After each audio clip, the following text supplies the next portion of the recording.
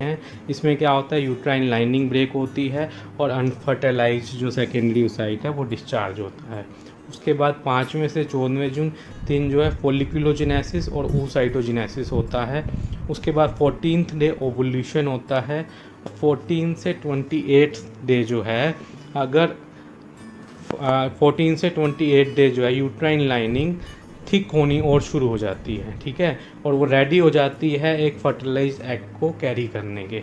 इसके बाद अगर फर्टिलाइजेशन हो जाता है तो कॉर्पस लूटियम नहीं डिजनरेट होगा, एस्ट्रोजन प्रोजेस्टेरोन का हार्मोन डिक्रीज नहीं होंगे, तो यूट्रस की लाइनिंग बढ़ती चली जाएगी और धीरे धीरे एम्ब्रियोनिक डेवलपमेंट होनी स्टार्ट हो जाएगी। लेकिन अगर फर्टिलाइजेशन नहीं हुई तो ये मैच्योरेशन फेज दोबारा आ जाएगा और ये जो साइकिल है कंटिन्यू एवरी मंथ चलती रहेगी। Okay, so now let's learn about the hormones which control this cycle. There are basically two group of hormones. एक ग्रुप जो है वो बेसिकली ओवरी में डेवलपमेंट के लिए रिस्पॉन्सिबल होता है और दूसरा ग्रुप जो है जो यूट्रस में चेंजेज आ रहे हैं उसके लिए रिस्पॉन्सिबल होता है। तो जो पहला ग्रुप है उसके अंदर क्या है, गोनेडोट्रोपिन रिलीजिंग हार्मोन, FSH और LH। ये जो 3 हार्मोन हैं बेसिकली इसको कंट्रोल करते हैं। इस डायग्राम में आप देख सकते हैं कि जो LH और FSH है ये ओवुलेशन के टाइम पे सर्ज करता है, एकदम से इनका प्रोडक्शन बढ़ जाता है।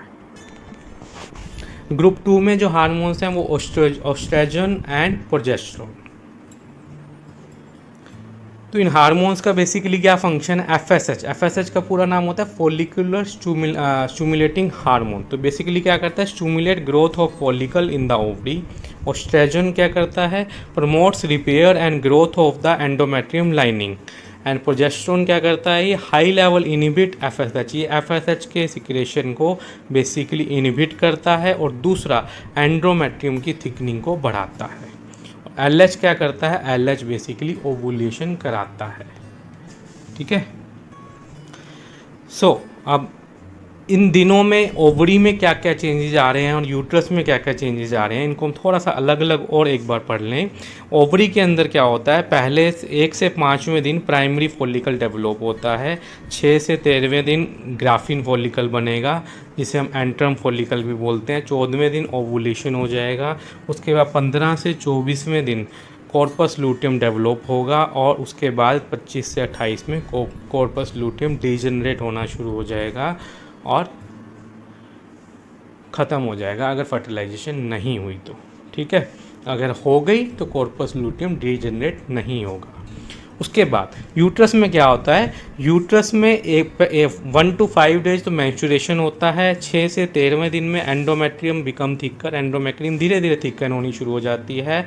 उसके बाद 14वें दिन ओवुलेशन होता है और एंडोमेट्रियम थिक होती चली जाती है और 15 से 24वें दिन भी एंडोमेट्रियम और थिक होती चली जाती है और अगर उसके अंदर कोई कमी है तो वो रिपेयर भी कर दी जाती है इस दौरान। और 25वें से 28वें दिन endometrium begins to break down, ठीक है।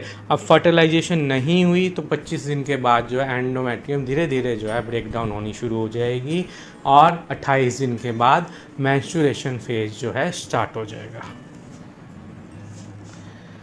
अब most fertile days of female क्या होते हैं, मतलब मोस्ट फर्टाइल डेज का मतलब ऐसे दिन जब फीमेल के प्रेगनेंसी के चांस 99% होते हैं।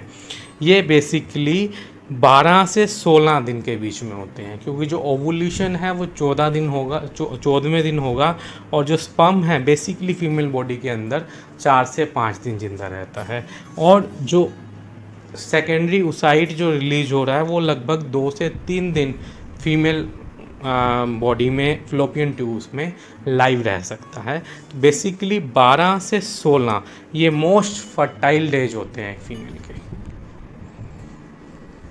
Now the question arises that why this is happening every month with a female?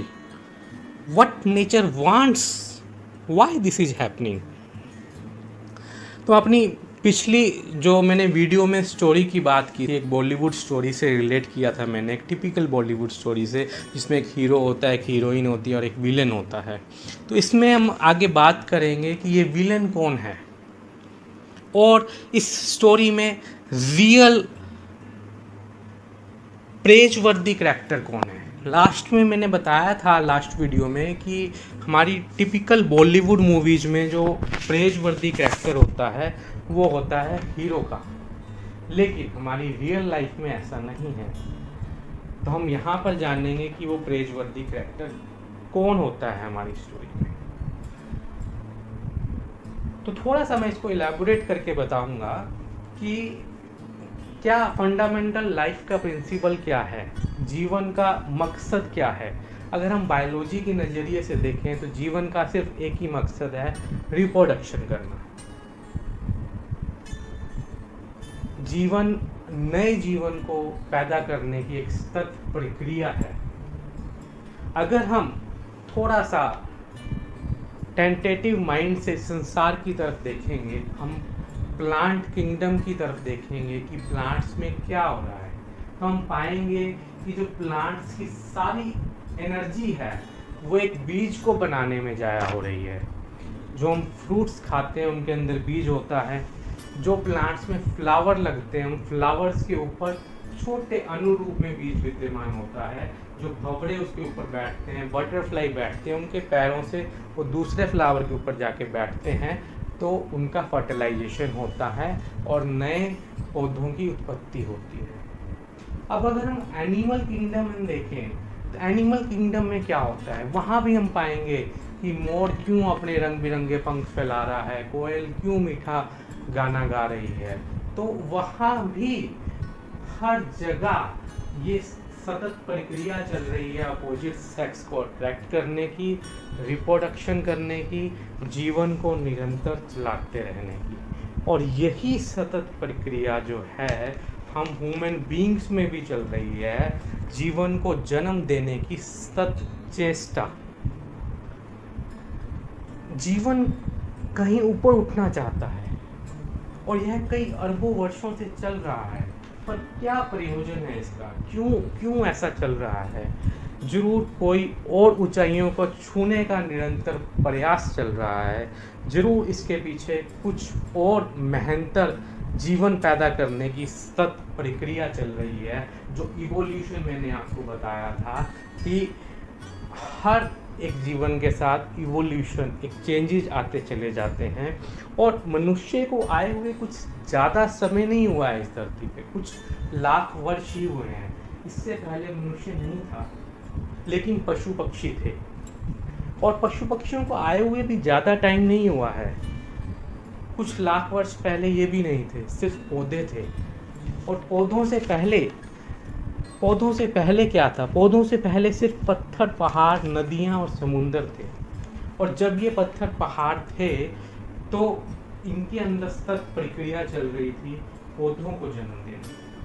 धीरे धीरे पौधे पैदा हुए, जीवन में नया रूप आया और पृथ्वी में हरियाली आ गई।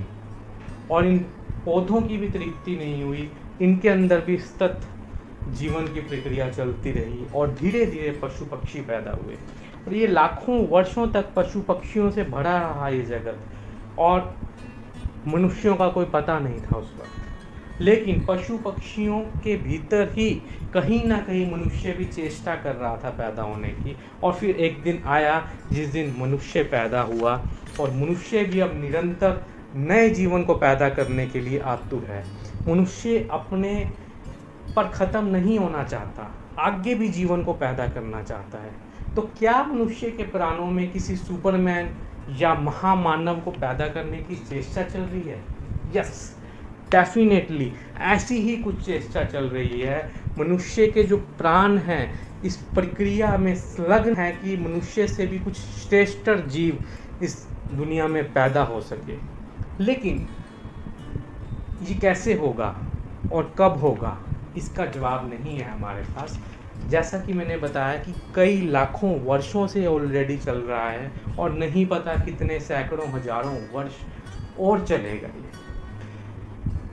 इस पर साइंटिस्ट शायद कुछ खोज कर पाएँ। हम इतनी सारी साइंस फिक्शन मूवीज़ देखते हैं जिसमें सुपरमैन, बैटमैन, आयरन मैन और ही मैन और स्पाइडरमैन, इतने तरह के जो महामानव दिखाए जाते हैं, हो सकता है कुछ साइंटिफिक ऐसा इजाद कर लें कि एक्चुअल में महामानव को पैदा किया जा सके। लेकिन तब तक अगर हम बायोलॉजी के अनुसार इसी स्पीड से बायोलॉजी के अनुसार रिप्रोडक्शन करते रहे तो हमारी पॉपुलेशन बहुत एक्सप्लोड कर जाएगी, और इस धरती पर इतने रिसोर्सेज नहीं हैं, इतनी जगह नहीं है इतने ह्यूमंस को एकोमोडेट करने के लिए। और दूसरा, ह्यूमन जो है इस धरती पर मोस्ट इंटेलिजेंट स्पीसीज है,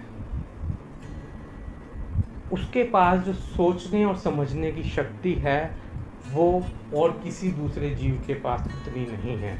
तो वो सोच सकता है कि उसको कैसे, कब और कितने बच्चे पैदा करने हैं। ये बढ़ती हुई जनसंख्या को देखते हुए, स्पेसिफिकली इंडिया की एक्सप्लोड करती हुई जनसंख्या को देखते हुए हमें सिर्फ 1 या मैक्सिमम 2 ही बच्चे पैदा करने चाहिए। इसलिए जो ह्यूमन इंटेलेक्चुअल है हमारी स्टोरी में, basically this is a villain in our love story of mister Spam and miss Eggy. But actual में मैं कहूँ कि ये मैं कहूँ तो कहूँगा कि विलन एक मिसनोमर है इसके लिए। बेसिकली ये विलन नहीं है, this is a main lead role of our story. But इस सब इंटेलिजेंस का जो मेन वेट है वो एक फीमेल को लेना पड़ता है, जिसे हर मंथ इस मेंस्ट्रुअल साइकिल से गुजरना पड़ता है। और ये मेंस्ट्रुअल साइकिल काफ़ी स्ट्रेसफुल और पेनफुल होती है। इसके हमने सिम्टम्स डिस्कस नहीं किए बिकॉज आपके सिलेबस में नहीं आते, लेकिन मैं आपको ओवरव्यू दे दूं कि इस साइकिल के दौरान फीमेल में बहुत सारे मूड स्विंग्स आते हैं। उसको एब्डोमिनल पेन होता है, किसी को बैक पेन होता है, किसी को हेडेक होता है, किसी को वर्टाइगो होता है, किसी को नोजिया वॉमिटिंग होता है। तो this is really a stressful and painful journey every month which a female is facing. So the female is a main praiseworthy character of our story, not a male. Female is a more main praiseworthy character, and I really salute to all the female in this universe who has so much patience and endurance to go through it every month.